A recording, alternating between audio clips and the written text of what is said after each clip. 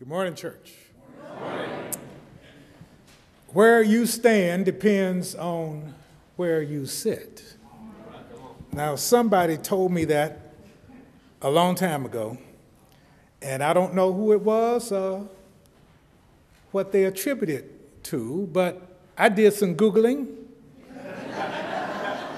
I said, I want to be sure, when I stand up here, I want to give credit to where it should be given. And Google yielded several quotes from several people, and it seems to be political, like there is a political context to that quote, as if where you stand, you are representing the special interests that feeds you at your table where you sit.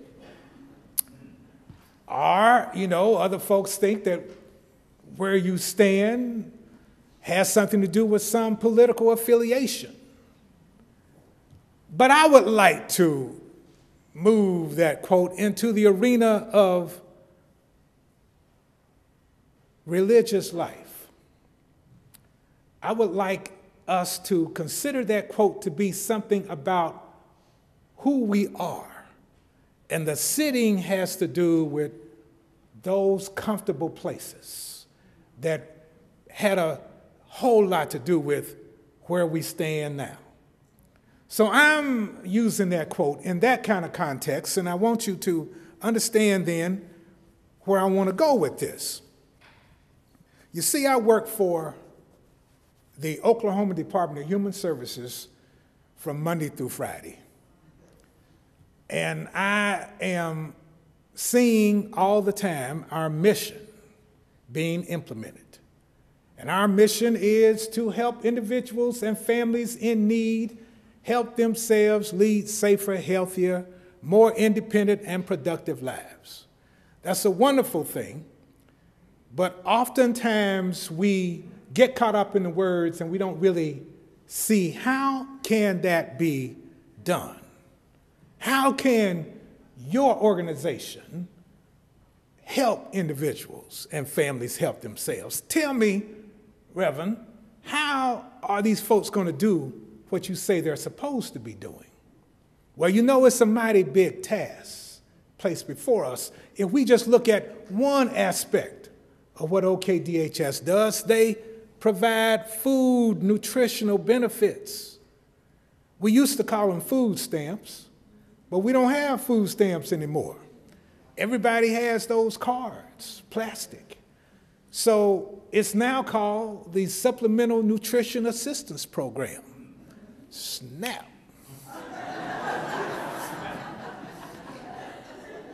Snap to it and get me my food stamps.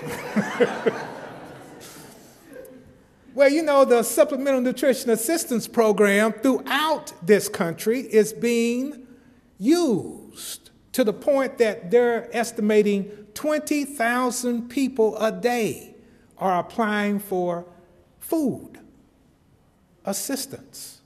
20,000 people a day throughout this country. And that's 2/3 of the folks who are eligible. That means 1/3 of the people eligible are not applying. Maybe they don't know. But the point is, there is a need for food in this country.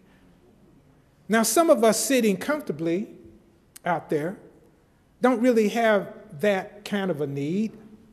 They say, well, there are people who need food, but that's not me, because I am privileged. And bless you, but let us not get too comfortable. Who would have thought Dubai needs 6 months extension on their loan?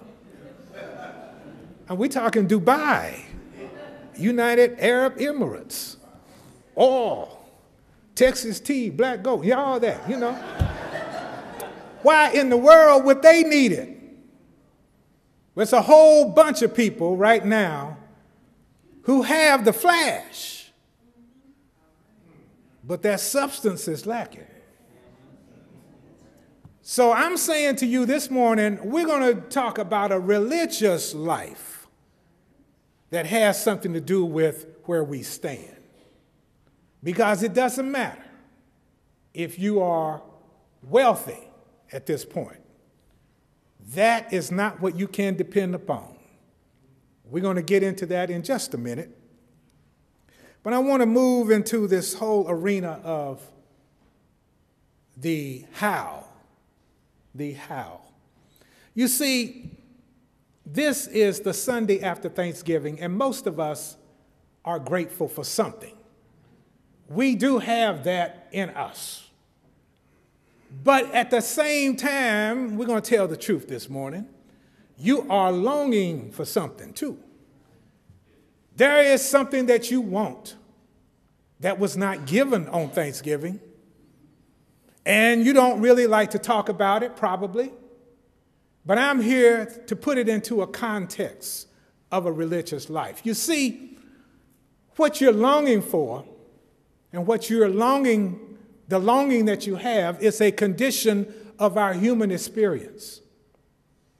We are not satisfied. We are longing for. Now, here's the point, church. What is it that you're longing for? Do we want to meddle a little bit? We might, but let me say this. Whatever we have that we feel some satisfaction from, it cannot last and it will not last. A religious life is where I want us to go. I want us to consider the hows. You see, I'm in this area that's called emotional education. Emotional. Too often decisions are made very easily based upon what we see. The context then is given to us from a formal education, when we learn what it is that makes up something so that we can make a decision about whether we should continue on this path or go another way. So the context then that we have from a formal education is what is relied upon mostly. But if we tell the truth, that's not how we make decisions. Our decisions are coming out of something that we feel. Our decisions are coming out of how we do things and whether we feel a comfort level around that. So the formal education is good. I have been blessed to have a formal education, but that doesn't mean that I know. I do not. I am learning. The formal education falls when we begin to speak about the inside. The formal education kind of walks away. And it's not your fault. When we are talking about formal education, from the time you go into elementary school, middle, high school, college, graduate school, you have instructors who come into you to tell you this is what you need to know, or to set you on a path where you can find answers.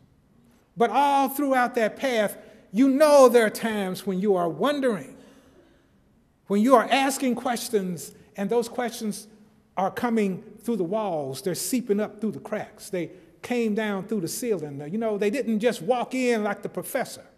The questions kind of erupted.